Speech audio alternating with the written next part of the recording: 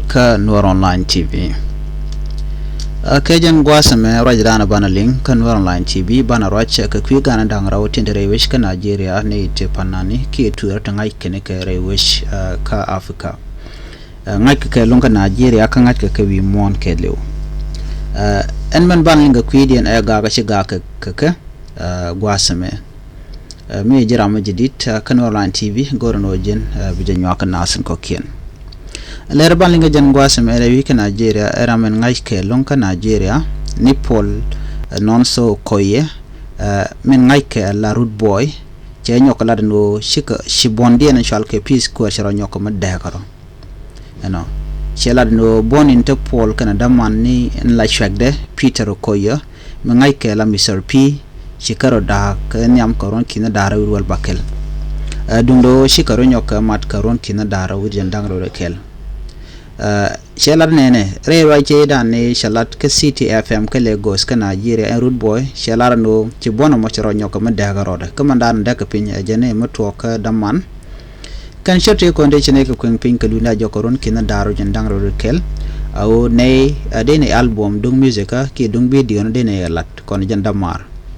jene no mo kana roda belwang en lade chene lat ko dene lat kel ci ngotre de ci te ka rol tongwan na we jena danan tuok antama shine dak fin lo shine bilongot kamile ne kel shirut bo chroy mo chajalat ajen ka kor gwase dan me gak ke ja ka korun te shwa alana mo tuok ka fan kine de contin la supporter lat ke jeno en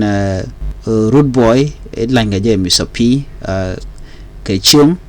ka jena wai ramala gora dit en man dak ke anetin ko kien ko ken wa tik ka long to goal anyoken ke chak chu karwa je chala da fan chu ken chu guje no mugo ajene dana daka en wude me murai kono kwide chala root boy te runi jandang wan yude raw madam an bate runi jandang wan yude raw la runa te run dapka na generic diale to karodian karon kinera wido wal ngwan ron kinera wido wal ngwan mo jenen chala no churi ko ma chu to ko to ko kwiliaka ko gwiram majeno lanyanga karam do dien gwijeno lanyanga eno churi ko mo cho to chu ko dek pin ajene ku ko mat ke je karon kina daru jandang ro de kel tan ga dang rawti teken ke dite go kel din marka din no ka dir wech dite go long ta kap ko we den yal ka kap ko win mon yal duno man dekan tama men shal ken oliak ken ku yoni kan je grodien gwan la wuri sharut boy shaja gwan la jeno jene shaja yen shanang ne ka tijen adamman ete ka yu ti chayar jawona mo she tok jene tok na ma ka ron kin daro widu bakkale dana ishiwo jene shaja wo ka ti dialte konde shalat damman jene tama ci shigrodien mun nyoko ma to karodien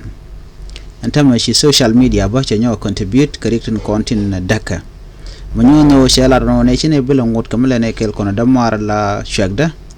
bakulet karwada jan bala ne root boy ka jen shode dan shol ka je gwas me mi kono ka panani kene kon la tuer daga dan daga pinge je she dang mo gwadan shi yo shi de tin la te ga ne timo dong bran beloy de bedit ko ren kon ka pinye lo banalet kel tel mo gam la to ka kan bon kontin te kel ko tana dare bun to shi ka luna jen o bigete tin o bran ba dor jek gwadan ja dor jek ba jen kan shwa ga ti cha ngi no de ka dak pin ko wi mon ke liu kan riang me ka yo te ka yo ke millionaire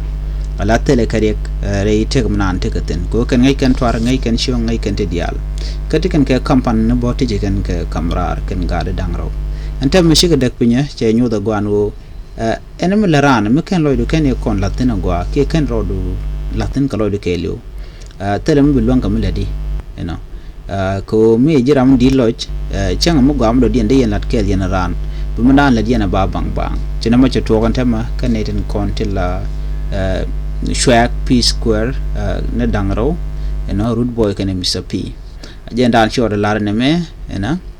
ko chikan gade chikan dak pin ka ka fanante dit yene de ko ken til yenga jena me gwano shaja de nok ki chad chi mo gwano de ne ro de dak pin de dak pin pan maram kelwe jak de randa goro no de te karwade ko shalar no jin marar din mi je value ko ki je guje jiran ba de ne jal karwado chela no ri kam ri chod laran tama ke jenda na chod lat mi jram jidit kan online tv nyak nasan ko ken ani biata ko mal bana jikam do dien bye bye